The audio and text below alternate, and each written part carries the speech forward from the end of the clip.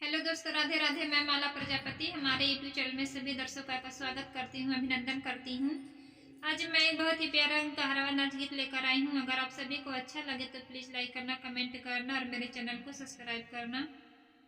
जवने ही घाट बिंधवनी कपड़े वही हो घटना, चमक महर कै बखरिया वही हो परमना, चमक महर कै बखरिया वही हो परमना।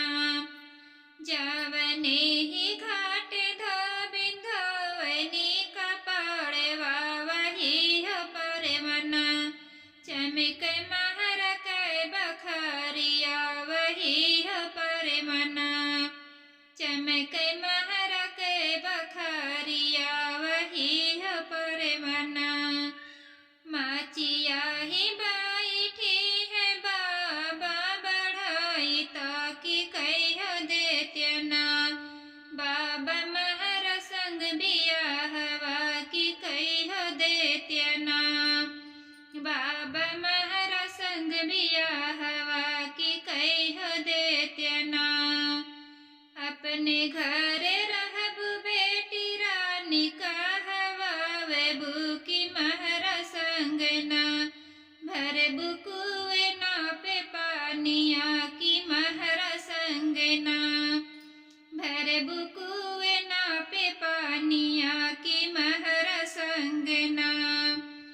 अपने घर रहब बेटी रानी कहवावे बुकी महरा संगना, भर बुकुए ना पे पानिया की महरा संगना, भर बुकुए ना पे पानिया की महरा संगना। जवने ही घाट बिंधवनी कपड़े वही हो परवना, चमक महर कै बखरिया वही हो परवना, चमक महर कै बखरिया वही हो परवना। माचिया ही बैठे है चाचा बढ़ाई ताकि दह देत्यना, चाचा महर संगवाने माँ की दह देत्यना, चाचा महर संगवाने माँ की दह देत्यना।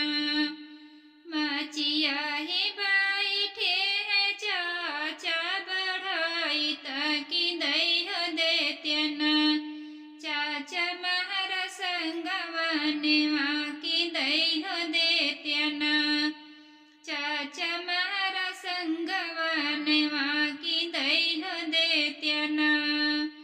अपने घर रहब बेटी रानी कहवावे बुकी महरा संगना, भर बुकुए ना पे पानिया की महरा संगना, भर बुकुए ना पे पानिया की महरा संगना।